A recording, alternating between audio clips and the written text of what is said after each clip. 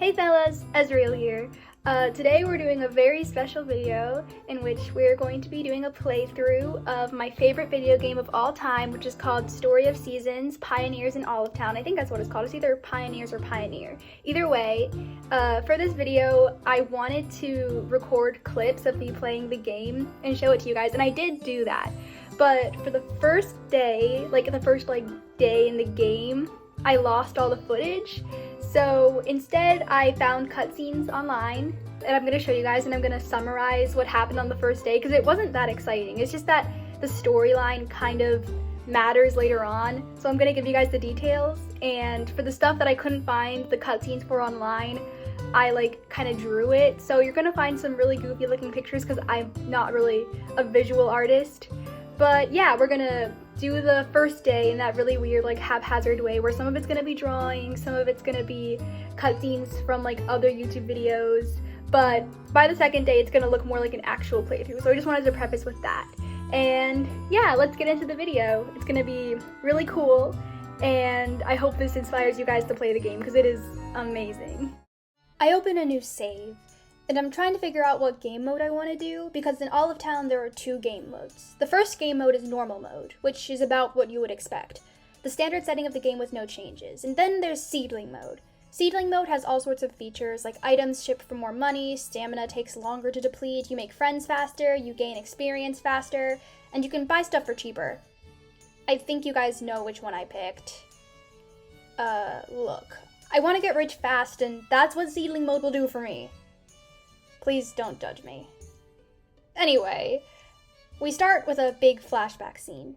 My character is basically just reminiscing about how his grandfather used to live in Olive Town and run a farm in the country. And apparently my character really wants to live in Olive Town too, because of the stories that his grandfather used to tell about it. I wasn't really paying attention, to be honest, because I was just too excited about customizing my character. But then, after all the cutscene-y stuff, they finally showed me the mirror and I got to make my little person. You'll see him later, he's really cool. But anyway, I got this scooter motorcycle thing and we were off on the road. We rode down this dirt path and then we found the Olive Town sign, which said that Olive Town was ahead. And everything was going absolutely perfectly. And then my scooter broke. And we were in the middle of nowhere. And I was starting to get sad and lose hope, until this guy showed up.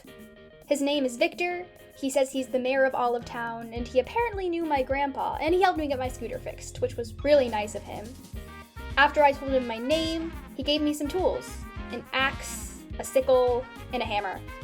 I had a lot of fun playing with them, until this happened to my stamina and I decided to go to bed.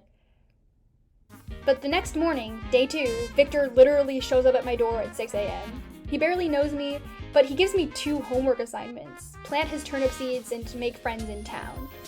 And then, he leaves me to figure things out on my own, which was probably for the best, because when I figured out I could sidestep, I was laughing for way too long about how goofy I looked doing it.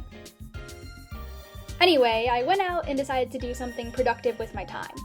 Then I thought that hitting all these rocks would be fun. I collected a lot of stones, but I guess I collected too many because my inventory got full after 2 minutes. I kept mining the iron even though I wasn't able to pick it up, and then I decided to go put the stuff I didn't want anymore into the bin to be sold, the objectively useless stuff. I picked up the iron, and then I decided to try and put down my well, but I couldn't find anywhere pretty. It took me forever, but I finally found the perfect place for it, right by the tent. I figured it would be a good idea to start on Victor's homework assignments now that I had a well, so I started tilling land so I could plant the turnip seeds he gave me. I did a nice little 3x3 square before planting the seeds, and once all the seeds were planted, I remembered that I had to water them, so I went and looked for the watering can Victor gave me, which took a second. And once I filled up the can with water from the well, I started giving all the little turnip babies something to drink. And as I was watering, I realized that it was 11 a.m. and I still hadn't gone into town to talk to people. So, I hauled ass and made it to town before noon, deciding to stop at the Hoof House Animal Shop first. As I walked in, I introduced myself to this nice girl behind the counter named Bridget. What she said was sort of generic, so I went behind the counter to get to know her better. She's not wrong. I don't think, at least. I'm new here. After that, I went to talk to Patricia, who said literally almost the exact same thing as Bridget, so that was weird. I figured it was kind of strange to just loiter around the store, so I talked to Bridget again, and then I found out I was too low level for literally everything she sold. So I walked out empty-handed. And the next place I visited was the Olive General store, where I met this cool lady named Angela.